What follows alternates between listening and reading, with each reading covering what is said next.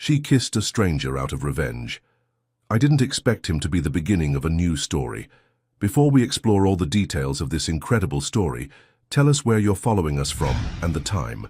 Subscribe to the channel so you don't miss a thing, and let's embark on this journey together. The warehouse-turned-theater in Brooklyn smelled of fresh paint and desperation. Amelia Ray Monroe stood in the shadows of the backstage area, her fingers absently tracing the rough brick wall as she watched the celebration unfold before her. The independent theater company's winter showcase had just wrapped, and now the cast and crew mingled in that peculiar way theater people did, all dramatic gestures and forced laughter that echoed off the high ceilings. She adjusted the strap of her vintage slip dress, a thrifted treasure she'd paired with well-worn Chuck Taylors. Her thick curls were piled high in a messy bun, with a few rebellious coils framing her face. The dress's deep burgundy complemented her rich chocolate skin. But tonight she didn't feel beautiful. She felt like a prop, pushed to the periphery of her own life. Across the room, her ex-boyfriend Nathan performed his latest role, the apologetic cheater, with Madison, his new leading lady, hovering nearby. They'd been sleeping together for months, right under Amelia's nose, while she coordinated their costume changes and adjusted their lighting cues. Here, Tasha Green materialized beside her, pressing a cold glass of champagne into her hand. Her best friend's dark skin seemed to glow under the dim lighting, her signature colorful braids catching the light as she moved. "You look like you need this more than I do." "That obvious, huh?" Amelia took a long sip, the bubbles burning her throat. "Only to someone who's known you since college." Tasha's eyes narrowed as she watched Nathan across the room. "I still say we should have replaced his hair gel with super glue during the final performance." A laugh escaped Amelia's lips, genuine this time. "And risk compromising the show. You know I'd never." "Always the professional." Tasha bumped her shoulder affectionately. "But seriously, you don't have to be here. We could grab some ice cream, watch terrible reality TV." "I need to be here," Amelia insisted, though her heart raced at the thought of escape. "And I'm the assistant production manager. It's my job to make sure everything runs smoothly. I'm even the after party." A commotion near the back entrance drew their attention. Someone was struggling with what appeared to be a large wooden piece, probably for the next production. Amelia straightened, professional instincts kicking in. "I should help with that," she said, already moving forward. "The last thing we need is damaged set pieces." "Amelia," Tasha's warning tone followed her, but she was already weaving through the crowd. As she approached, the shape of a man emerged from behind the wooden panel, tall, broad-shouldered, with a well-groomed beard and kind eyes that caught the light. His grey Henley was dusted with sawdust, and his sleeves were rolled up to reveal strong forearms. "Can I help?" Amelia asked. Reaching for the other end of what she now saw was an intricately carved bench. "I've got it," he replied, his voice deep and gentle. "Just need to figure out where this goes. I'm Lucas, by the way. Lucas Brooks." "Amelia Monroe." She found herself studying his face, the way his blue-grey eyes crinkled slightly at the corners, the careful way he handled the furniture despite his obvious strength. "I'm the assistant production manager. This is for the Winter Garden, right?" "Yeah, commissioned piece." He adjusted his grip, and Amelia noticed a small tattoo on his wrist. "Was told to deliver it tonight, though this seems like a bad time." "Actually, it's perfect timing," Amelia said. The champagne may be making her a bit bolder than usual. "Everyone's distracted. We can get it stored without 20 different opinions on its placement." Lucas chuckled, a warm sound that seemed to resonate in her chest. "Lead the way, then." They maneuvered through the back hallway, away from the party's noise.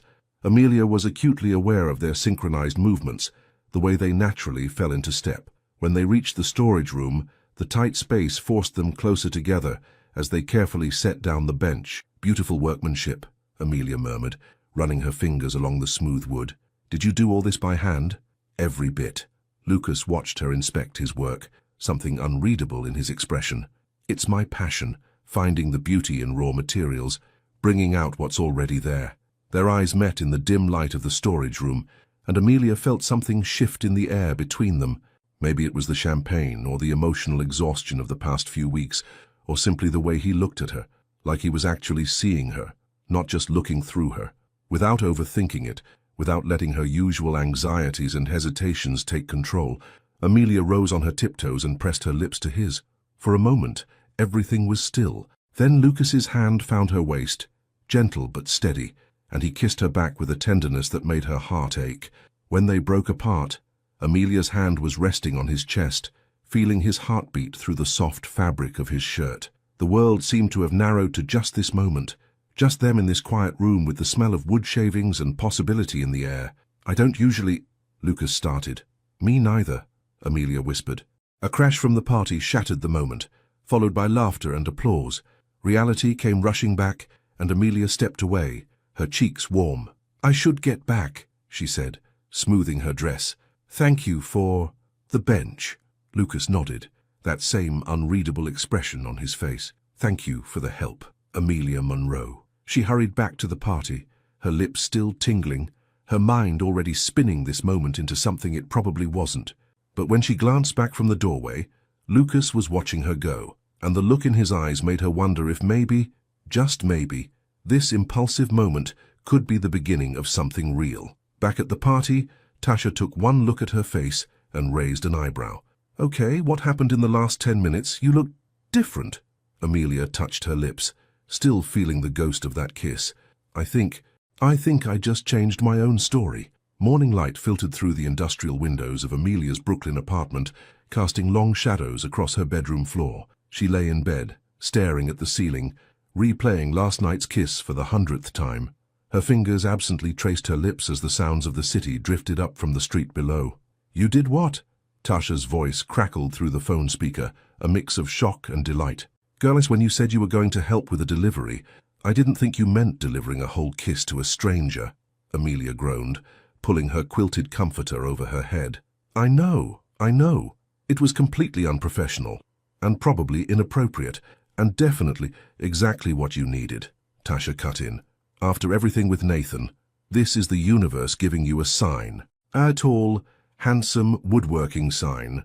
Rolling onto her side, Amelia watched dust motes dance in the sunbeam. Her apartment was small but carefully curated, vintage theater posters on exposed brick walls, potted plants thriving on every windowsill, and carefully organized production notes spread across her desk.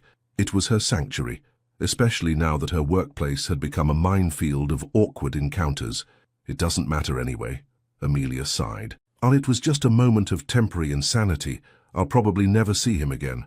"Unless you need more furniture," Tasha teased. "I have to go," Amelia said, catching sight of her clock. "Production meeting in an hour, and I still need to finish the budget reports for the winter garden." After a quick shower, Amelia stood before her closet, taking more care than usual with her outfit.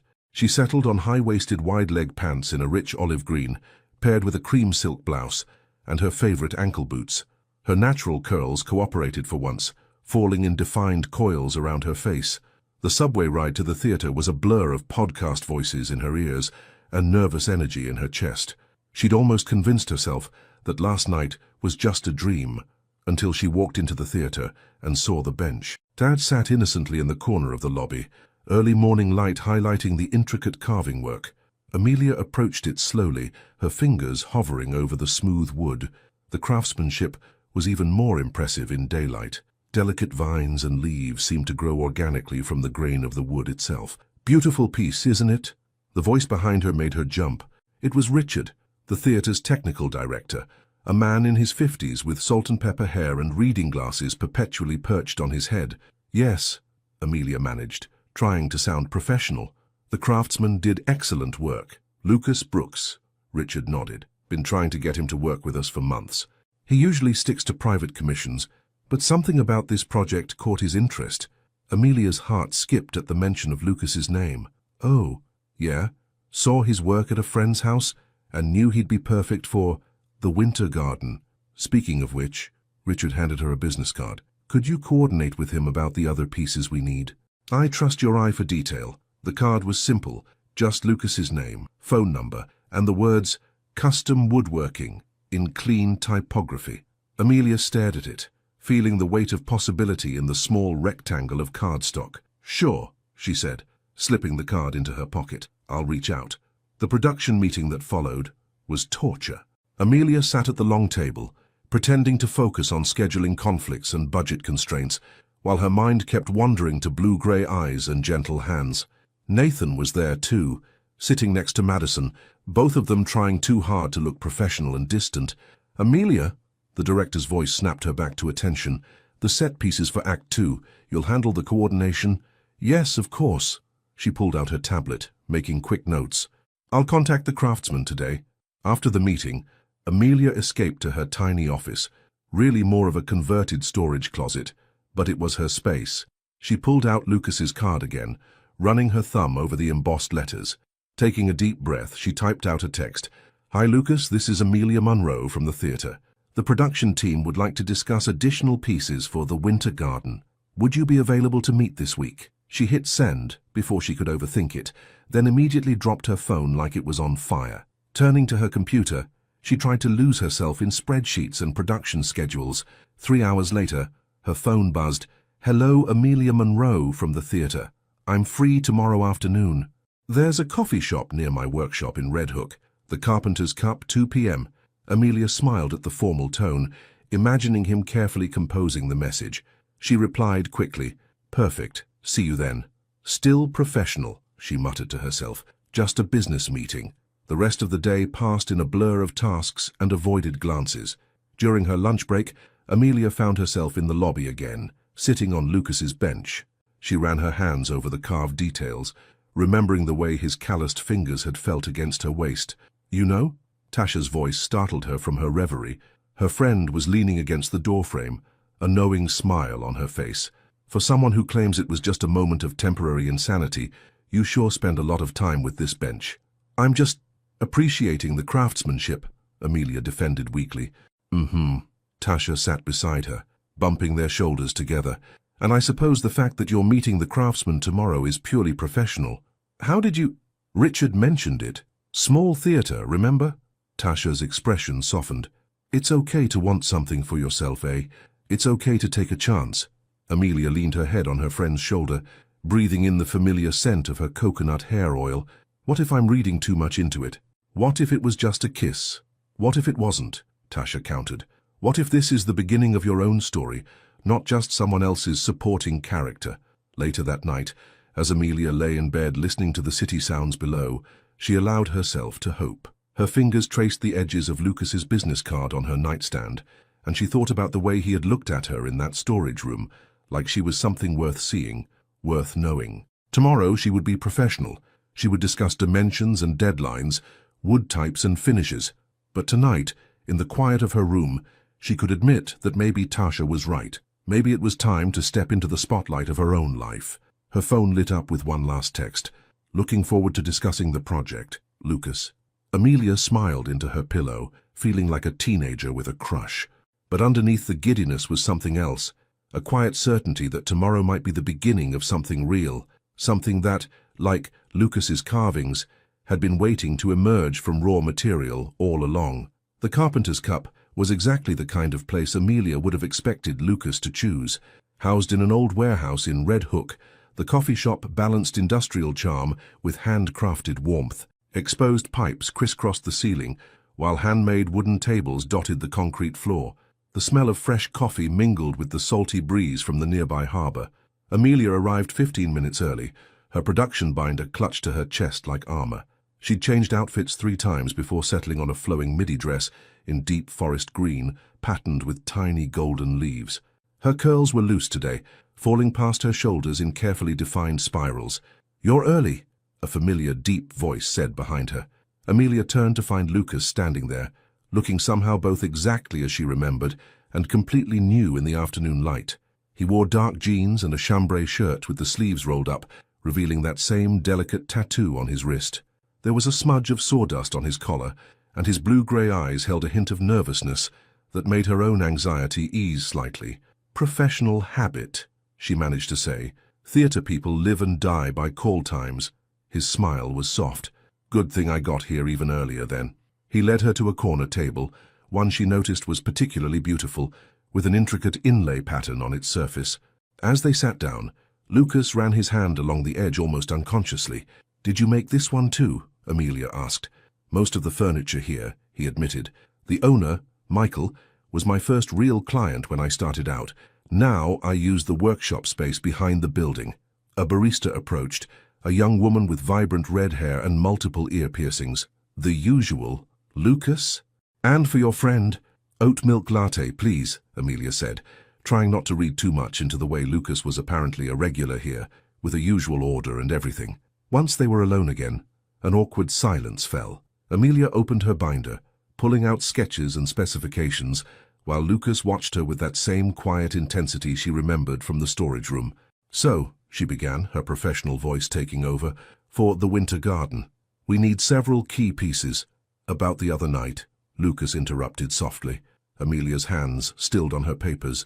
"We don't have to—" "I'd like to," he said, "if that's okay." She looked up then, meeting his eyes. The afternoon sun streaming through the windows caught the lighter flecks in his irises, making them look almost silver. "I don't usually kiss strangers," she said finally. "I don't usually get kissed by strangers," he countered, a small smile playing at the corners of his mouth. "But I'm glad you did." The barista returned with their drinks, an oat milk latte for Amelia, and she noticed, a simple black coffee for Lucas. The interruption gave her a moment to collect her thoughts, to steady her racing heart. "I was having a rough night," she explained, tracing the rim of her cup. "My ex, he works in the company. He'd been cheating on me with another actor, and everyone knew except me. I guess I wanted to do something unexpected, something that wasn't about being careful or professional or perfect." Lucas listened intently, his expression thoughtful. "And now?" Amelia took a sip of her latte to buy time. "Now I'm sitting here trying to be professional, but all I can think about is how your hands felt, and how you smelled like coffee and wood shavings, and how I've never done anything like that before, but it felt right." Lucas finished when she trailed off. "It felt right." They sat in silence for a moment, the busy sounds of the coffee shop fading into background noise. Finally, Lucas reached across the table, his fingers brushing against hers. "So what if," he said carefully, "we tried something? Not just a moment in a storage room, but something real. We could start with dinner." Amelia looked at their almost touching hands, his strong and calloused, hers with tiny paint stains from yesterday's set touch-ups. "I'm kind of a mess right now," she admitted. "The whole X situation, plus work, is crazy with the new production." "I'm good with mess," Lucas said simply.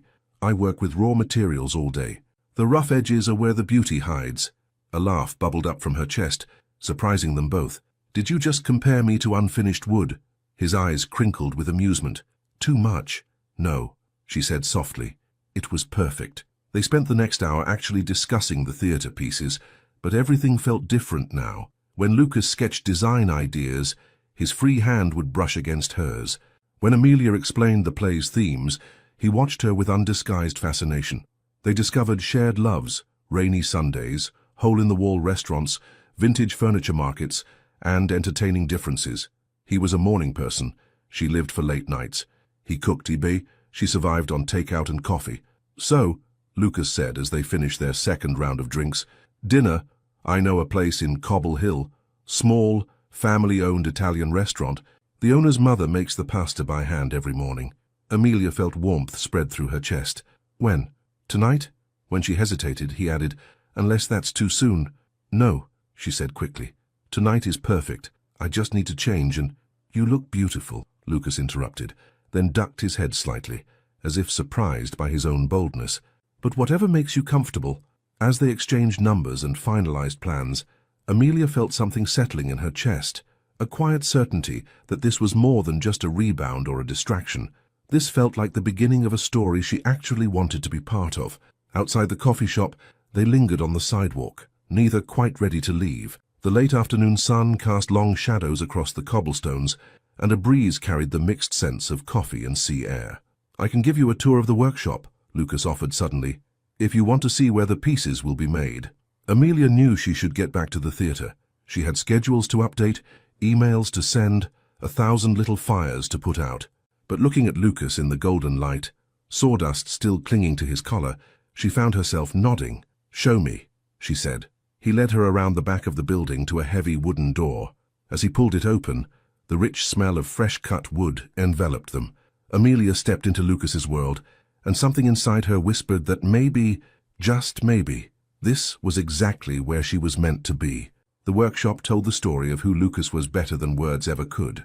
Tools hung in careful order on the walls, wood in various stages of transformation filled neat racks, and afternoon light streamed through high windows, turning dust motes into falling stars. In the center of it all stood a half-finished piece, a delicate side table with spiraling legs that seemed to defy gravity. "This is amazing," Amelia breathed, running her fingers along a smooth piece of maple. Lucas watched her explore with that same quiet intensity she was beginning to recognize. "It's not much, but it's mine. Every piece tells a story." "And what story will our pieces tell?" she asked, meaning the theater furniture, but hearing the double meaning in her own words. He stepped closer, his presence solid and warm behind her. "I guess we'll have to wait and see." When their eyes met this time, there was no impulsivity, no champagne courage, just two people standing in a shaft of sunlight, surrounded by the possibility of something beautiful being carved from raw material. This time, when they kissed, it felt like coming home. The streets of Cobble Hill were alive with early evening energy as Amelia walked from the subway station. Her phone buzzed with another text from Tasha, the fifth in the last hour. "Just remember to actually eat the food this time. Your last first date, you were so nervous you just pushed pasta around your plate for 2 hours." Amelia smiled, typing back, "That's because my last first date was with an actor who spent those 2 hours talking about himself. Something tells me Lucas is different." The restaurant was tucked away on a quiet corner, its warm light spilling onto the sidewalk through windows framed by climbing ivy. Lucas was already waiting outside, and Amelia's steps faltered slightly at the sight of him. He'd changed into dark slacks and a navy button-down that made his eyes look stormy. His beard was freshly trimmed, and his hair was still slightly damp, curling at the ends. "Hi," she said softly, suddenly shy despite their earlier kisses. Lucas's eyes traveled over her appreciatively. She'd chosen a deep purple wrap dress that complemented her skin tone, paired with delicate gold jewelry and low heels. Her curls were arranged in a cascade over one shoulder. "You're beautiful," he said simply, no artifice in his voice. Inside, the restaurant was exactly as Lucas had described, intimate and welcoming, with exposed brick walls and wooden tables that Amelia now suspected might be his work. An elderly woman with silver hair greeted Lucas by name, kissing both his cheeks before leading them to a corner table. "That's Maria," Lucas explained as they sat down. "She's owned this place for 40 years. I restored all their original tables when I was just starting out." "Is there anywhere in Brooklyn you haven't left your mark?" Amelia teased, running her fingers along the table's edge. "A few places," he smiled, "but I'm working on it." The conversation flowed as easily as the wine Maria insisted on bringing them, a rich red that tasted of berries and possibility. They talked about their families, his mother in Connecticut, her parents in Virginia, their dreams, his own furniture line someday, her ambitions to direct, and the winding paths that led them to this moment. "So why woodworking?" Amelia asked as their appetizers arrived, burrata that melted on the tongue and bread still warm from the oven. Lucas considered the question, taking a sip of wine. "I was kind of a lost kid, couldn't sit still in class, couldn't focus on books. But in my grandfather's workshop, everything made sense. The wood told me what it wanted to be. I just had to listen." "That's how I feel about theater," Amelia said. "Everyone thinks it's about pretending, but it's really about truth, finding it, shaping it, sharing it." Their eyes met across the table, and something electric passed between them. Lucas reached across, his fingers intertwining with hers. "Tell me something true," he said softly. Amelia felt the wine warming her blood, giving her courage. "I'm scared of how much I already like you." His thumb traced circles on her palm. "Tell me something else true. I keep waiting for the other shoe to drop, for you to have a secret girlfriend or a drinking problem or a collection of creepy dolls." Lucas laughed, the sound rich and genuine. "No girlfriend, no drinking problem. Though I do have one wooden puppet I made in high school." "I knew it," Amelia grinned. "Your turn. Tell me something true. I haven't been able to stop thinking about you since that night in the storage room." His voice was low, intimate. "I've started 3 pieces since then, and they all somehow end up having curves that remind me of the way you moved when you kissed me." Heat bloomed in Amelia's cheeks, but she didn't look away. "Keep going. I'm not good with words like your theater people. I'm better with actions, with making things real enough to touch." His fingers tightened slightly around hers. "But I want to learn your language. I want to know what makes you laugh, what keeps you up at night, what stories you need to tell." Maria appeared with their main courses, handmade pasta for Amelia, osso buco for Lucas, breaking the moment's intensity but not its intimacy. As they ate, they shared bites from each other's plates, their legs touching under the table. "My ex," Amelia said suddenly, putting down her fork. He always made me feel like I was too much, too emotional, too invested in my work, too everything. Lucas's eyes were steady on hers, and now I'm sitting here with someone who makes me feel like maybe I'm exactly enough. The rest of dinner passed in a blur of good food, better conversation, and moments of charged silence that promised more. When the bill came, Lucas insisted on paying, but promised Amelia could get the next one, a casual assumption of future dates that made her heart skip. Outside, the spring evening had turned cool. Without hesitation, Lucas shrugged off his jacket and draped it over her shoulders. The fabric was warm from his body, and it smelled like him. Wood shavings and clean soap and something uniquely Lucas. "Let me walk you home," he said. They took the long way, through quiet residential streets where brownstones wore their garden boxes like jewelry. Their hands found each other naturally, fingers interlocking as if they'd done this 100 times before. "Tell me something else true," Amelia said as they approached her building. Lucas stopped walking, turning to face her. In the glow of the streetlights, his eyes were intense. "I'm falling for you, and it should scare me, how fast this is happening, how real it feels. But instead, it feels like something I've been waiting for without knowing it. Like when I look at a piece of wood and can already see what it wants to become." Amelia stepped closer, her free hand coming up to rest on his chest. She could feel his heart beating steady and strong beneath her palm. "Keep going. I want to take this slow," he said, his voice rough. "Do it right. But God, Amelia, when you look at me like that." She rose on her tiptoes, bringing their faces close together. "Like what?" "Like you see me," he breathed. "Really see me." This kiss was different from their others. Slower, deeper, full of promise and possibility. Lucas's hands framed her face with infinite tenderness, while Amelia's fingers curled into his shirt, holding him close. When they finally parted, they were both breathing heavily. Lucas rested his forehead against hers, his thumbs stroking her cheeks. "Tell me something true," he whispered. Amelia smiled, her heart full and fearless. "I think this is the beginning of my favorite story." Later, after more kisses and reluctant goodbyes, Amelia stood in her apartment, still wearing Lucas's jacket. Her phone lit up with a text from him. "Made it home. Already missing you. Is that too much?" She hugged the jacket closer, breathing in his scent, and typed back, "No, it's exactly enough." As she got ready for bed, Amelia caught sight of herself in the mirror, cheeks flushed, eyes bright, lips curved in an uncontrollable smile. For the first time in a long time, she didn't see someone's ex, or the reliable assistant stage manager, or the girl who wasn't quite enough. She saw herself, and she looked beautiful. 2 weeks into their relationship, Amelia found herself practically living in Lucas's workshop. She'd set up a makeshift office in the corner, her laptop and production binders sharing space with his wood samples and design sketches. The arrangement made sense. She could oversee the furniture production for The Winter Garden, while stealing glances at Lucas as he worked. "You've got sawdust in your hair again," Lucas said, coming up behind her chair. His hands, warm and slightly rough, brushed through her curls, sending shivers down her spine. "What occupational hazard of dating a woodworker?" she replied, leaning back into his touch. "Though my stage crew keeps asking why I'm suddenly covered in wood shavings. Tell them you're method producing, really getting into the Winter Garden theme." Amelia laughed, but it was cut short by her phone buzzing again. The theatre's director had been calling all morning, each message more urgent than the last. "You should answer it," Lucas said softly, his hands moving to massage her shoulders.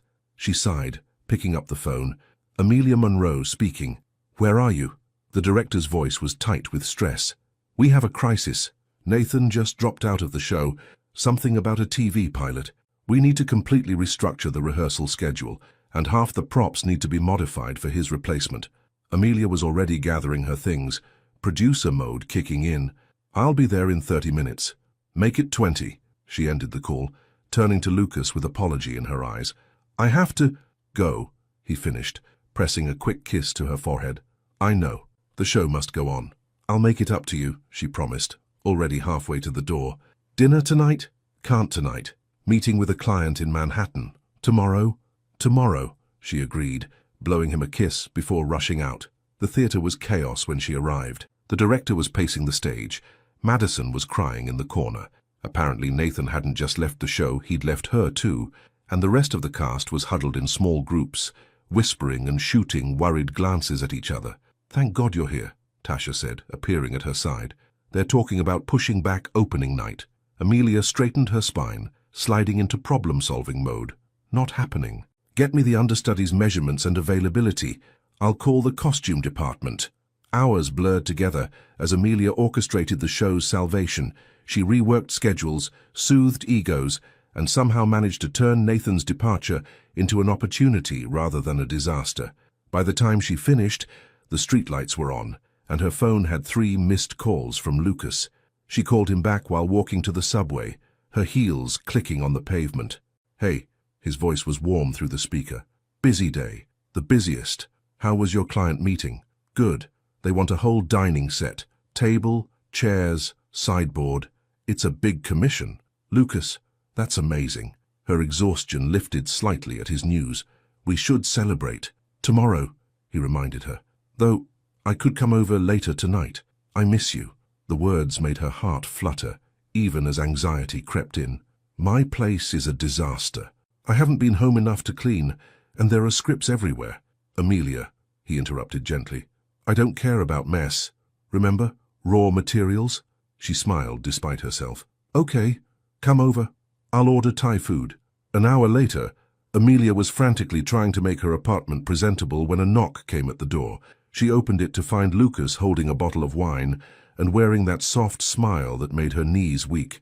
"Hi," she breathed. Instead of answering, he stepped forward and kissed her, the kind of kiss that made everything else fade away. When they parted, Amelia noticed he had something tucked under his arm. "What's that?" Lucas pulled out a small wooden box, intricately carved with intertwining vines. "Made this for you, for your desk at the theater. Thought you could use something beautiful in all that chaos." Amelia took the box, running her fingers over the detailed work. "When did you have time to make this?" "I work on it during breaks, when you're not in the shop." He looked almost shy. "It helps, having something of you to focus on when you're not there." Emotion welled up in her throat. No one had ever made her something before, not like this. Not with such care and thought, and her phone buzzed again. The director's name flashed on the screen. Lucas saw it too. "You should answer it." "No," Amelia said firmly, putting the phone face down. "Right now, I just want to be here, with you." They settled on her couch with Thai food and wine, Amelia tucked against Lucas's side as she told him about the day's drama. His fingers played with her curls as he listened, occasionally pressing kisses to her temple. "I'm sorry I'm so busy," she said finally. "The show opens in 3 weeks, and with Nathan leaving—" "Hey," Lucas turned her face toward his. "I understand busy. I have deadlines too, remember? But you still make time. You make me things. I make time because I want to. Because it matters." His eyes were serious. "You don't have to apologize for doing your job well." Amelia shifted to straddle his lap, her hands framing his face. "Tell me something true." It had become their ritual, these moments of raw honesty between them. Lucas's hands settled on her hips, anchoring her. "I'm falling in love with you," he said simply, "and it terrifies me how much I want this to work." Her breath caught. They hadn't said those words yet, though they'd been dancing around them. "Tell me something else true," she whispered. "I worry sometimes," he admitted, "that your world is too big for mine, that all the excitement and drama and passion of theater will make my quiet workshop seem boring." "Lucas," she kissed him softly, "your workshop is the most peaceful place I know. It's where I can breathe, where I can just be me, not the person everyone at the theater needs me to be." His hands tightened on her hips. "Tell me something true." "I'm falling in love with you too," she said, "and it doesn't terrify me at all. It feels like the surest thing I've ever known." Later, much later, they lay tangled in her sheets, the city lights casting patterns on the ceiling. Lucas traced lazy circles on her bare shoulder, while Amelia listened to his heartbeat. "Move in with me," he said suddenly. Amelia propped herself up to look at him. "What?" "Not right away," he clarified. "But soon. My place is bigger, closer to both our works. And I want to build a life with you, Amelia. A real one, with furniture I make for us and spaces we create together." She should have felt scared. It was too fast, too soon, too much. But looking at Lucas in the dim light, seeing the hope and love in his eyes, all she felt was right. "Okay," she said. "Okay?" "Yes." She kissed him softly. Let's build something beautiful together. Her phone buzzed again on the nightstand, but this time, Amelia didn't even hear it. She was too busy writing a new story, one where work and love didn't have to be opposing forces, one where she could be both the reliable stage manager and the woman who falls in love with a quiet man who sees beauty in raw materials, one where she finally gets to be the main character in her own life. The crash of splintering wood echoed through Lucas's workshop, followed by a string of muffled curses. Amelia looked up from her laptop just in time to see him standing over the remains of what should have been the show's centerpiece, an ornate garden archway now broken beyond repair. "Lucas?" She approached carefully, noting the tension in his shoulders, the white-knuckled grip he had on his tools. "The joint wasn't right," he said through gritted teeth. "The whole structure was off. 2 weeks of work, wasted. 2 weeks. Exactly how long they had until opening night." Amelia felt anxiety curl in her stomach, but kept her voice steady. "We can fix this, maybe if we—" "We?" Lucas turned to face her, his eyes stormy. "There is no we in this, Amelia. I'm the one who has to rebuild it. I'm the one who failed." The word failed hung heavy in the air between them. Amelia reached for him, but he stepped back, running a hand through his hair in frustration. "I need some air," he muttered, heading for the door. "Lucas, wait."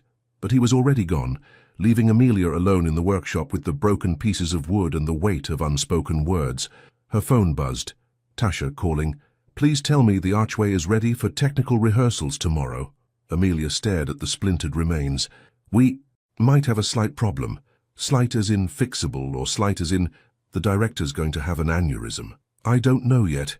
Amelia sank onto a nearby stool, feeling the pressure of everything crushing down on her. Lucas just walked out. "I've never seen him like this." Tasha was quiet for a moment. "Maybe it's not just about the archway." "What do you mean?" You practically live in his workshop now. Every surface has your scripts, your coffee cups, your presents. And yeah, he asked you to move in, but what? But maybe he's feeling the pressure too. The theater world isn't exactly subtle. We're loud and dramatic and always in crisis mode. His workshop used to be his sanctuary. The words hit Amelia like a physical blow. She looked around the space. Really looked. Her production binders were sprawled across his design table. Her emergency makeup kit sat next to his wood stains. Her theater chaos had slowly invaded every corner of his ordered world. "I should go find him," she said, standing up. "No," Tasha said firmly. "Give him space. Give yourself space. When's the last time you slept in your own apartment?" Amelia couldn't remember. "Go home," Tasha continued.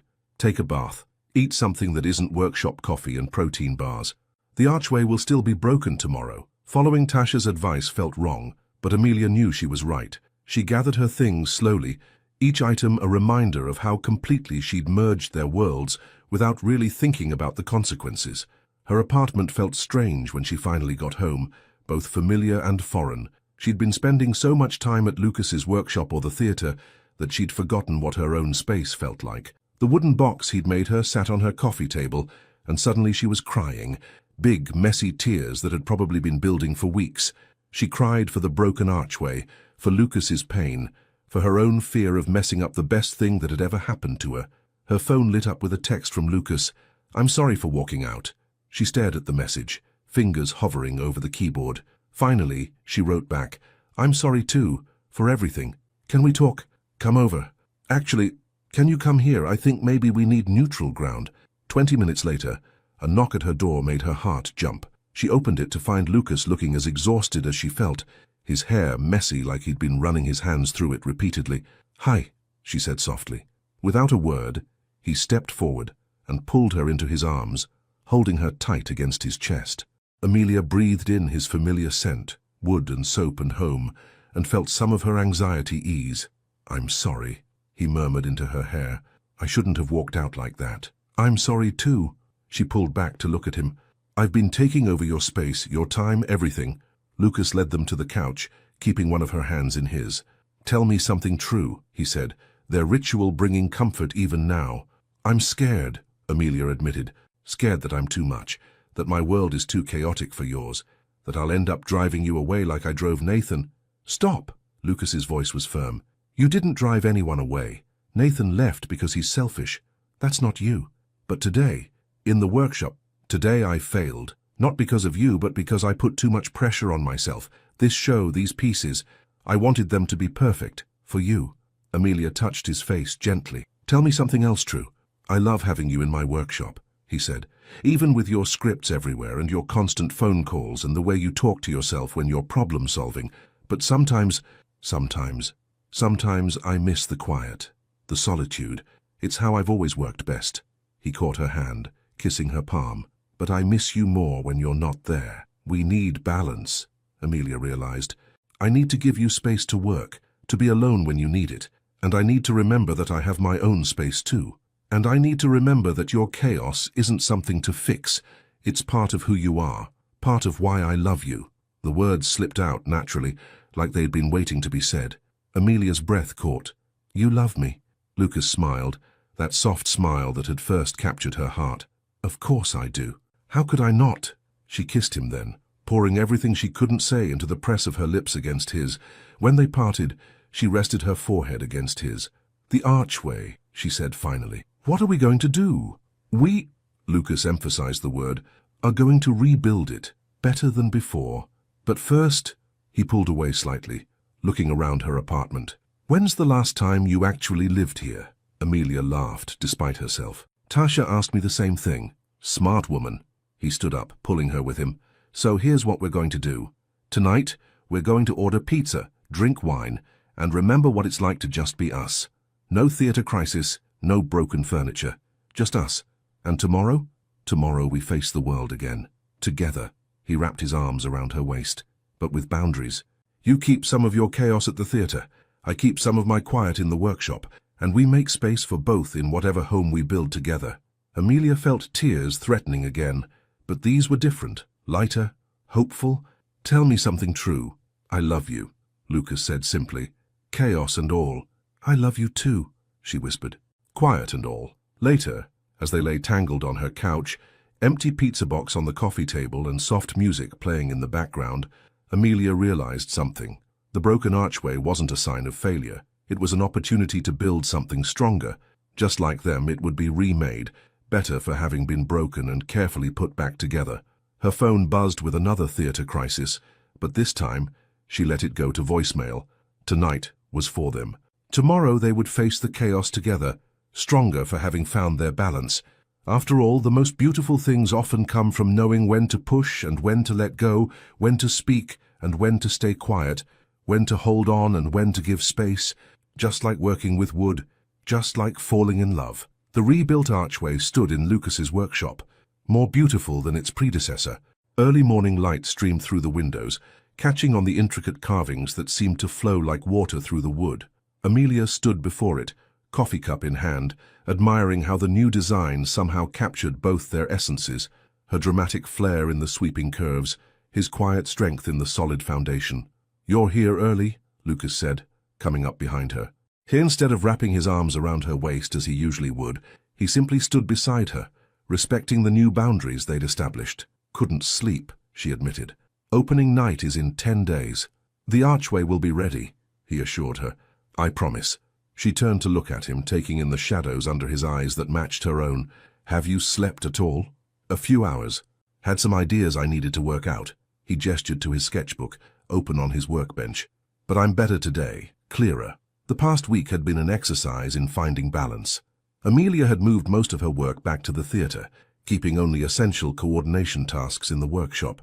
She'd even started sleeping at her own apartment 3 nights a week, though she missed him terribly on those nights. The coffee's fresh, she offered, nodding toward the workshop's small kitchenette. I didn't want to wake you earlier. Thanks. He poured himself a cup, then settled on his work stool. How's the new lead doing? Daniel? Amelia smiled. He's actually perfect for the role. Different from Nathan, but in a good way. More genuine. Like the difference between veneer and solid wood, Lucas mused. Exactly. She loved how he could translate everything into his own language. The whole cast seems more relaxed now. Even Madison's doing better. Lucas nodded, then hesitated before asking, Will you stay for a while? I'd like your opinion on something, but I need to work on it first. The old Amelia would have pulled up a chair and settled in for the day. The new Amelia checked her schedule on her phone. I can stay for an hour. I have a production meeting at 10. Perfect. He smiled, that soft smile that still made her heart flutter. That's all I need. She watched him work from a respectful distance, admiring how his strong hands could be so gentle with the wood. He was adding final details to the archway, delicate leaves and vines that seemed to grow organically from the structure. Her phone buzzed with texts from Tasha about costume fittings, but Amelia found she could let them wait. This moment, watching Lucas create something beautiful, hearing the soft sounds of his tools, feeling the morning sun warm on her skin, was worth protecting. "Okay," he said finally, stepping back. "Come look." Amelia approached the archway, gasping when she saw what he'd added. Hidden among the vines and leaves were tiny details that told their story. A coffee cup, a theater mask, a small heart.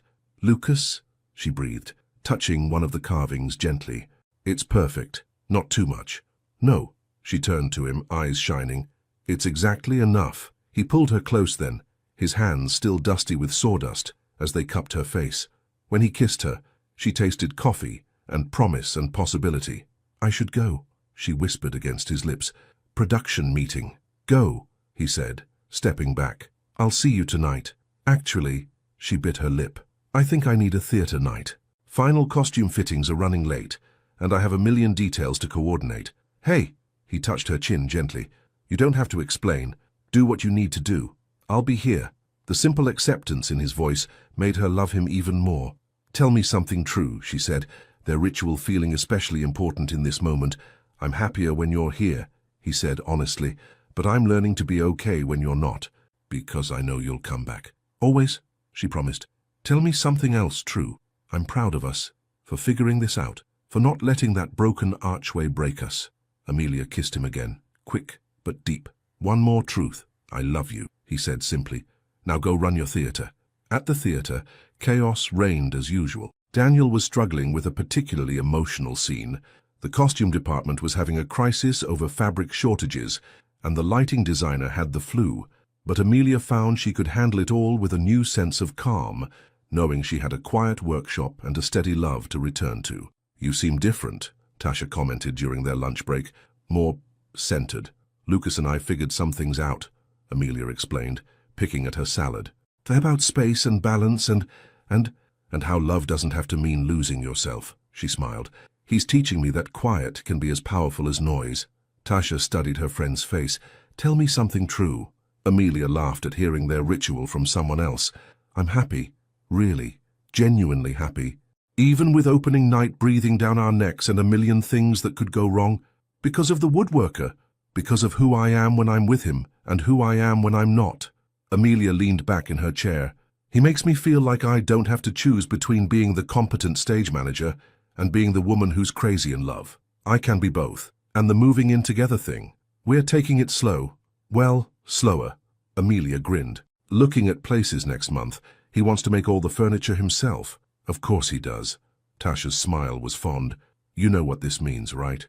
"What?" "You're living your own love story now, not just managing everyone else's."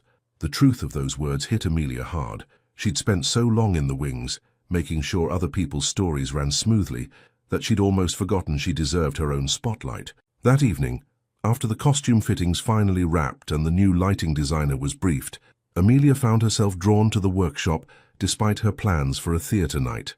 She didn't go in, respecting Lucas's space was important, but she stood outside for a moment, watching through the windows as he worked. He was beautiful in the fading light, all focused intensity and careful movements. As if sensing her presence, he looked up, their eyes meeting through the glass. He smiled but didn't beckon her in, understanding that sometimes love meant watching from a distance. Amelia blew him a kiss and turned away, heading to her own apartment for a night of script revisions and bubble baths. But she carried the image of him with her, steady, strong, sure, her quiet harbor in life's storms. Her phone buzzed with a text from him. "The archway missed you today, but it understands you have a theater to run." She smiled, typing back, "Tell me something true." His response came quickly. "I'm carving our future into everything I make. Every piece has a little bit of you in it now. One more truth? Come over tomorrow. The archway has a surprise for you." Amelia hugged her phone to her chest, feeling like a teenager with her first love. But this wasn't young love. This was deeper, stronger, built on understanding and compromise and the willingness to work through broken things together. "Tell you something true," she texted back. I'm exactly where I'm supposed to be, even when I'm not with you. His response warmed her heart. That's what love is supposed to feel like. Not a cage, but a foundation. Now go run your world. My quiet will be here when you need it. Amelia settled into her bubble bath, scripts balanced on a bath tray, and felt completely, utterly at peace. Tomorrow she would see Lucas's surprise. Tomorrow she would face more theatre crises. Tomorrow would bring its own challenges and joys.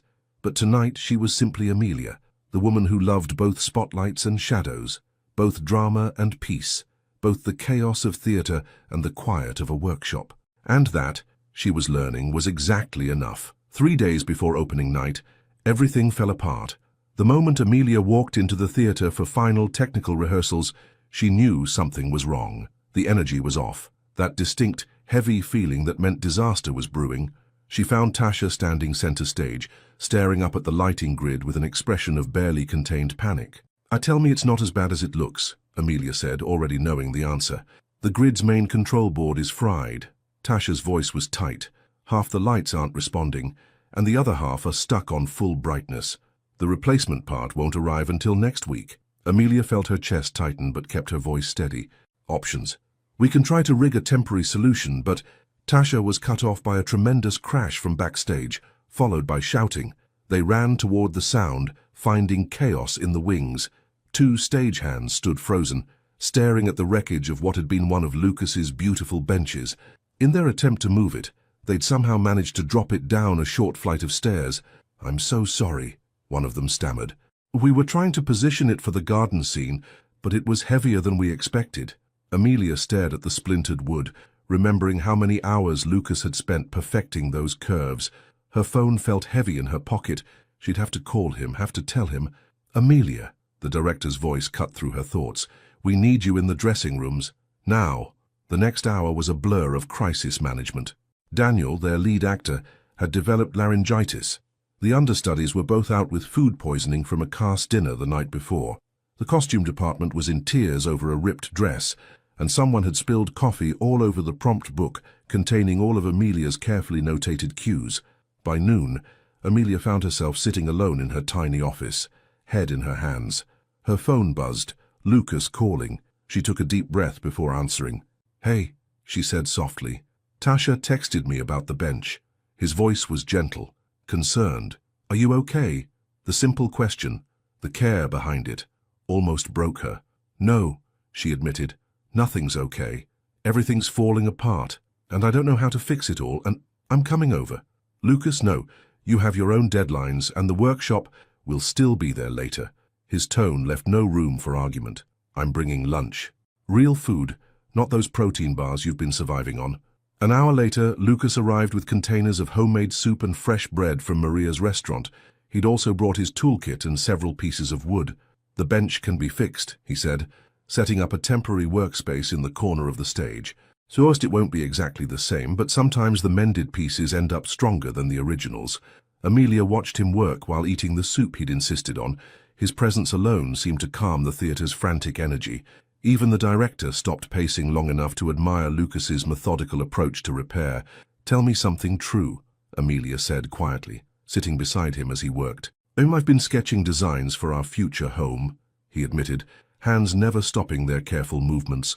A reading nook for your scripts, a workshop space where you can watch me work without sawdust in your hair, a kitchen big enough for both my morning routine and your late-night coffee addiction. Warmth bloomed in her chest, pushing back some of the day's stress. Tell me more. Built-in bookshelves for all your theatre books, a window seat where you can run lines, a garden where we can have quiet mornings and loud dinner parties.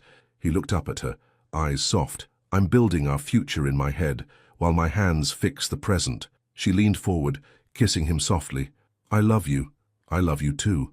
Now, what else needs fixing? With Lucas's steady presence beside her, Amelia faced each crisis systematically. They rigged a temporary lighting solution using some of Lucas's workshop equipment. He helped rebuild the damaged prompt book, his precise handwriting filling in missing cues. When Daniel's voice gave out completely during rehearsal, Amelia made the bold decision to have him perform the role as if his character had lost his voice, incorporating it into the story. It's actually more powerful this way, the director admitted, watching Daniel convey everything through gesture and expression. Sometimes limitations create beauty. By sunset, the theatre hummed with renewed purpose. The bench was repaired, stronger and more beautiful for its scars. The lighting system, while not perfect, created unexpectedly lovely shadows that enhanced the winter garden theme. The cast had adapted to the changes with creative energy, turning potential disaster into innovative theatre. "Come home with me tonight," Lucas said, as they watched the final rehearsal from the back of the house. "You need real rest, not just a power nap in your office." "I should stay," Amelia started, but he shook his head. "The theatre will survive without you for 8 hours. Trust me, everything looks different after actual sleep." In Lucas's loft above the workshop, Amelia felt tension she didn't even know she was carrying start to melt away. The space smelled like wood and coffee and home. New furniture pieces were scattered around. Prototypes, she realized, for their future home together. "You've been busy," she said, running her hands along a half-finished dining table. "Twice, like I said, I build when I miss you." He guided her away from the work area. "But right now you need sleep." In his bed, wrapped in soft sheets that smelled like him, Amelia finally let herself relax. Lucas held her close, his heartbeat steady under her ear. "Tell me something true," she murmured, already half asleep. "You're the strongest person I know," he said, kissing her forehead. "And it's okay to let someone else be strong for you sometimes. One more truth. I'm going to marry you someday." His voice was soft but certain. "Not now, not when everything's chaos, but someday, when the timing's right. I'm going to build us a life so beautiful it'll make all this stress worth it." Amelia fell asleep with those words echoing in her heart, dreaming of future mornings and shared spaces, and love built to last. She woke early the next day feeling renewed. Lucas was already up, the smell of coffee and fresh sawdust drifting up from the workshop below. On his workbench, she found a small wooden box with a note. "For opening night, something to remind you that beauty can come from chaos. Look inside when you need strength." The box was exquisitely carved with intertwining theatre masks and woodland motifs. Inside, she found a delicate wooden pendant on a silver chain, a perfect miniature of their archway, complete with all the tiny details that told their story. Amelia put it on, the wood warm against her skin, and felt ready to face whatever challenges the day might bring. She had the strength of theatre magic in her blood, and workshop quiet in her heart. And in 2 days, when the curtain rose on opening night, she would have both their worlds on display, his art and her production merging into something greater than either could have created alone. Sometimes the most beautiful stories come from the moments when everything seems to be falling apart. Sometimes love is strongest in the spaces between chaos and calm, in the balance of spotlight and shadow, in the perfect harmony of noise and quiet. "Ready for tech rehearsal?" Lucas called up from the workshop. Amelia touched the pendant and smiled. Ready for anything. The theatre hummed with that peculiar energy unique to opening nights, a mixture of terror and excitement that made the air itself feel electric. Amelia stood in the wings, headset in place, watching the house fill through a gap in the curtain. Her fingers absently traced the wooden pendant at her throat, its smooth surface worn from 2 days of nervous touching. 5 minutes to places," she called into her headset, her voice steady despite the butterflies in her stomach. The familiar ritual of pre-show checks grounded her, lights, sound, props, all marking their readiness in her earpiece. "Hey," Tasha appeared beside her, resplendent in a gold dress that complemented her dark skin. "Your woodworker clean-up nice." Amelia's heart skipped as she peered through the curtain again. Lucas sat in the front row, looking both uncomfortable and handsome in a charcoal suit. He'd trimmed his beard and attempted to tame his hair, though a rebellious curl still fell over his forehead. More importantly, he was here, despite hating crowds and formal events, because this mattered to her. "Did you give him the envelope?" Amelia asked. "Front row seat, program with your note, and strict instructions not to open it until after the show." Tasha squeezed her friend's shoulder. "Though I still think you're crazy for doing this tonight of all nights." "It feels right," Amelia said softly, touching the pendant again. "Everything feels right." The house lights dimmed, sending a ripple of anticipation through the audience. Amelia took her position at the stage manager's podium, her prompt book open and ready. As the orchestra began the overture, she caught Lucas's eye across the darkness. He smiled, that soft, private smile that still made her knees weak, and touched his chest where a matching wooden pendant lay hidden under his dress shirt. "Lights up on 3, she called into her headset, and go. The show unfolded like a dream. Every crisis and setback from the past weeks seemed to transform into serendipity. Daniel's vocal limitations made his character's emotional journey more powerful. The imperfect lighting created an ethereal atmosphere perfect for the winter garden setting, and Lucas's repaired bench, now positioned center stage, seemed to glow under the lights, its mended parts adding character rather than showing damage. But it was the archway that took everyone's breath away. As the second act opened, revealing Lucas's masterpiece in all its glory, an audible gasp rippled through the audience. The intricate carvings caught the light like living things, the hidden details of their love story woven into every curve and shadow. Amelia felt tears prick her eyes as she watched their private moments play out in public, transformed into art. There, in the twining vines, was their first kiss. There, in the delicate leaves, was the night he asked her to move in. There, in the strong foundation, was every quiet morning and chaotic evening that had brought them to this moment. During intermission, Tasha found her in her office, touching up her makeup. "You okay? You seem different." "I'm perfect," Amelia said, and meant it. Everything's perfect. Even though the lighting board is held together with tape and prayers, even though we had to reblock half the garden scene yesterday, even though, especially because of all that, Amelia turned to her friend. "Remember when you said I was living my own love story now?" "Yeah, I finally understand what you meant. All these imperfections, all these last-minute changes, they're not ruining the show. They're making it real. Just like you and Lucas," Tasha finished, understanding dawning in her eyes. "So speaking of which, that note you gave him..." Amelia's hand went to her pendant again. "Tell me something true." "You're glowing," Tasha said simply, "like you've finally stepped into your own spotlight." The second act moved like a perfect dance, each cue falling exactly where it should, each moment building to something greater than its parts. When Daniel's character finally found his voice in the final scene, a whispered, "I love you," that carried to the back row, there wasn't a dry eye in the house. As the lights faded on the final tableau, Amelia felt something shift in her chest. She had spent so long making other people's stories come to life, but now she was ready for her own. "That's our show," she called into her headset, voice thick with emotion. Thank you, everyone," the audience erupted in applause. Through the curtain, Amelia could see Lucas standing with everyone else, but his eyes weren't on the stage. They were searching the wings for her. In his hand was the now opened envelope, her note clearly visible even from a distance. "Go," Tasha said, taking the headset from her. "I've got this." Amelia moved through the backstage area in a daze, accepting hugs and congratulations but never losing sight of her destination. She emerged into the house just as the audience began to disperse, but Lucas stayed rooted in place, staring at her note. "Tell me something true," she said softly, coming to stand before him. He looked up, his eyes suspiciously bright. "So I want to look at apartments tomorrow." "I want to look at homes," she corrected, taking his hands in hers. "Real ones, with space for both of us, where you can build our furniture and I can run lines, where quiet and chaos can live together." "You're sure?" His thumbs traced circles on her palms. "Even after all this stress, all these challenges?" "Because of them," she said firmly. "For every broken piece we fixed, every boundary we set, every moment we chose each other, it all led here, to us, ready to build something real." Lucas pulled her close, not caring about the few audience members still lingering. "Tell me something true," he whispered against her hair. "I love you, your quiet, your strength, your ability to see beauty in broken things. I love how you've made space for my chaos while helping me find my own kind of peace. One more truth. I want all of it. The workshop mornings and theater nights, the sawdust in my hair and the scripts on our coffee table. I want to build a life that has room for both our worlds." He kissed her then, soft and deep and full of promise.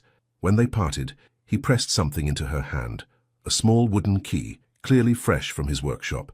"I made this during the show," he admitted. "It's not real, obviously, but it's perfect," Amelia finished, understanding what it meant. A symbol, a promise, a beginning. Above them, the work lights came on as the crew began strike, but neither moved. They stood in their own pocket of space and time, holding on to this moment between ending and beginning, between one chapter and the next. "Tell me one last truth," Amelia whispered. Lucas smiled that soft smile she'd first fallen for in a storage room so many weeks ago. We're going to build something beautiful together, and not just furniture. Later that night, after the cast party wound down and the last congratulations were given, they walked hand in hand through Brooklyn's quiet streets. They talked about paint colors and kitchen layouts, about workshop ventilation and theater schedules, about all the little details that would make up their shared life. But mostly they walked in comfortable silence, each holding their wooden tokens, her pendant, his key, and marveling at how sometimes the most beautiful stories come from learning to love both the spotlight and the shadows, both the chaos and the quiet, both the breaking and the mending. After all, like Lucas always said, that's where the real beauty hides. 6 months after opening night, Amelia stood in an empty apartment in Cobble Hill, morning light streaming through tall windows. The space still smelled of fresh paint and possibility. Behind her, Lucas leaned against the doorframe, watching her take it all in. "Tell me something true," she said, turning to face him. "I've already designed half our furniture in my head." He pushed off the doorframe and walked toward her, his footsteps echoing in the empty space. "A built-in bookshelf here," he gestured to one wall. "A window seat there for your script reading. A dining table that can handle both quiet morning coffees and crazy cast parties." Amelia closed her eyes, letting his words paint the picture. "Can I keep going? The second bedroom will make a perfect home office for you. Enough space for all your production binders and emergency costume supplies, and that corner near the big windows. Your workshop space," she finished, opening her eyes to find him right in front of her. "Our space," he corrected softly, "where I can work while you run lines, where you can have your theater chaos while I have my quiet, where we can build our life together." The real estate agent cleared her throat from the hallway, trying to hide her smile. "Should I start the paperwork?" An hour later, they sat at their favorite table in the Carpenter's Cup, signing documents that would make the apartment theirs. Michael brought them special drinks to celebrate. Oat milk latte for Amelia, black coffee for Lucas, both served in wooden cups he'd commissioned from Lucas months ago. "Remember when we first sat here?" Amelia asked, running her finger along the inlay pattern of the table, their table, as she'd come to think of it. "You were trying so hard to be professional," Lucas smiled. "All those production notes and specifications, and you were trying so hard not to mention our storage room kiss. I still think about that kiss." He reached across the table, taking her hand. How one impulsive moment changed everything. Amelia touched her wooden pendant. She rarely took it off now, and thought about all the moments that had led them here, the broken archway that made them stronger, the chaotic opening night that proved they could weather any storm, the quiet mornings and loud evenings that showed them how to balance their different worlds. "I have something for you," Lucas said, pulling a small wooden box from his jacket pocket. Amelia's heart skipped. She recognized his craftsmanship immediately. "Lucas, open it." Inside was a key, a real one this time, not the wooden symbol from opening night, but it was attached to a delicate wooden fob, carved with intertwining theater masks and workshop tools. "It's for the apartment," he explained, "but also for everything else. Every door we'll open together, every space we'll create, every story we'll tell." Amelia felt tears welling up. "Tell me something true." "I want to marry you." His voice was steady, his eyes fixed on hers. "Not because we just bought an apartment, or because it's the next logical step, but because every morning I wake up thinking about building things for you, and every night I go to sleep grateful for the chaos you brought into my quiet life." "Lucas, I'm not proposing. Not officially." He squeezed her hand. "So that'll come later, when I've finished the perfect piece to do it with, something that tells our whole story in wood and love." And she cut him off with a kiss, not caring that they were in public, that the real estate agent was still sorting papers at the next table, that Michael was pretending not to watch from behind the counter. "Yes," she whispered against his lips. "I haven't even asked yet." He laughed softly. "Yes to all of it, to the apartment, to the future proposal, to building a life with you. Yes to finding balance between your quiet and my chaos, between sawdust and spotlight, between breaking and mending." Later that day, they stood in their empty apartment again. Their apartment, officially now. The afternoon light cast long shadows across the hardwood floors, and the city hummed below their windows. Lucas had already started measuring spaces, making notes for the furniture he would build. Amelia had her own notebook out, sketching ideas for color schemes and room layouts. "We should have a housewarming party," she said, already mentally planning the guest list. "Once we have some furniture, Tasha can help me organize it, and we can invite the theater company, and Maria can cater." "And I'll hide in the workshop," Lucas teased. "No," she turned to face him. "You'll be right beside me, showing off your beautiful furniture, letting everyone see how perfectly our worlds fit together." He pulled her close, swaying slightly, as if dancing to music only they could hear. "Tell me something true. I can't wait to fill this place with our story. Your furniture and my scripts, quiet mornings and loud dinners, perfect moments and beautiful messes. One more truth. I fall more in love with you every day. With your steady hands and quiet strength, with how you see beauty in raw materials and broken things, with how you've helped me find my own kind of peace without dimming my spark." Lucas pressed his forehead to hers, their bodies still swaying gently. "Final truth. This is just the beginning," Amelia whispered. "We have so many stories left to tell, so many pieces left to build, so many moments left to create." As the sun set over Brooklyn, casting their empty apartment in golden light, they danced in the space that would soon be their home. No music played except the rhythm of their hearts. No furniture filled the rooms except the pieces in Lucas's imagination. No art adorned the walls except the shadows of the life they would build together. But in that moment, in the space between ending and beginning, between empty and full, between now and forever, they were home. Because home, they had learned, wasn't just a place filled with furniture and memories. Home was the quiet understanding between chaos and calm, the perfect balance of spotlight and shadow, the beautiful harmony of two different worlds becoming one. And as they danced in their empty apartment, holding tight to each other and their dreams, they knew that this love, this life, this story was exactly enough. It was, in fact, perfectly everything. The workshop smelled of fresh sawdust and summer air. Morning light streamed through the large windows Lucas had installed when they renovated the space, catching dust motes that danced like tiny stars. In one corner, Amelia's small desk sat covered in production notes. She was directing her first show next month. In another corner stood Lucas's latest masterpiece, still draped in canvas, waiting for the perfect moment. Their apartment above had become everything they'd dreamed of and more. Every piece of furniture told a story. The dining table that had hosted countless raucous cast parties and quiet morning coffees. The window seat where Amelia ran lines while Lucas sketched designs. The built-in bookshelves that held both theater scripts and woodworking journals. Even their bed was a work of art, with a headboard Lucas had carved to match their original archway, complete with hidden details of their continuing story. Amelia descended the workshop stairs, 2 coffee cups in hand. She wore one of Lucas's old flannel shirts over her rehearsal clothes, her curls piled high in a messy bun. The wooden pendant still hung around her neck, smooth from a year of nervous touches and loving caresses.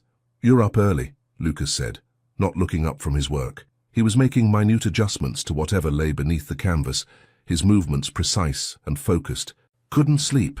She set his coffee beside him, breathing in the familiar scent of wood and possibility. "Too excited about tonight?" Lucas smiled, that same soft smile that still made her heart skip. "Tell me something true." "I already know what you're making under that canvas." Her eyes sparkled with mischief. "And I already know my answer." He finally looked up, surprise and amusement playing across his features. "Do you now?" "Mm-hmm." She perched on his workbench, careful not to disturb his tools. She'd learned that lesson months ago. "I know because I know you, because I know us." Lucas stood, wiping his hands on his apron before moving to stand between her knees. "Tell me something else true. I know it's going to be beautiful, because everything you make is beautiful." She ran her fingers through his beard, now streaked with a bit of grey that made him look even more distinguished. "And I know tonight, at the opening of my first show as director, you're going to find some perfectly quiet moment in all the chaos to show it to me." "You've ruined my surprise," he murmured, but his eyes were soft with love. "No." She touched their foreheads together. "You can never ruin a perfect moment by knowing it's coming. Sometimes the sweetest part is the anticipation." They stayed like that for a moment, sharing breath and dreams in the morning light. Below the workshop, Brooklyn was waking up. Above, their home waited with its perfect blend of chaos and quiet. And here, in this space that had become sacred to them both, their past and future met in an endless present. "One more truth," Lucas whispered. "I'm going to say yes," Amelia smiled. "Tonight, tomorrow, every day for the rest of our lives. Yes to building this life together. Yes to finding beauty in broken things. Yes to loving both the spotlight and the shadows." Lucas kissed her then, soft and deep and full of promise. When they parted, he glanced at the canvas-covered piece. "You really want to wait until tonight?" "Yes." She hopped down from the workbench. Some stories deserve their perfect moment. As she headed upstairs to prepare for rehearsal, Amelia paused at the door. Lucas had returned to his work, his movements sure and steady, his love carved into every piece he created. The morning light caught his profile, and for a moment she saw again that stranger in the storage room who had changed her life with a single kiss. "Tell me something true," she called softly. Lucas looked up, his eyes finding hers across the workshop. "I've been building this piece since the day I met you. Everything I've made, every story we've lived, every moment we've shared, it's all been leading to this. One last truth, this isn't the end of our story," he smiled. "It's just the beginning of our next chapter." Amelia touched her pendant and smiled back, knowing that tonight, when the curtain fell on her first show as director, she would find Lucas waiting in the wings with a canvas-covered masterpiece and a lifetime of love carved into wood and promises, and she would say yes to the ring he'd crafted with his own hands, to the future they would build together, to every quiet morning and chaotic evening that lay ahead. Because sometimes the most beautiful stories don't end. They just keep building, one perfect piece at a time. In Half of Me Still Stays, Amelia and Lucas found the perfect balance between theatre chaos and woodworking quietude, proving that true love isn't about changing who you are, but finding someone who loves all versions of you. In your life, when was the moment you realized you could be entirely yourself in a relationship, without fear of showing your true self? Your participation in the channel is very important. Please leave your opinion in the comments. Thank you so much for watching until the end. If you enjoyed this story, don't forget to subscribe to the channel, leave a like, and comment your thoughts. Your participation is very important to us. See you next time.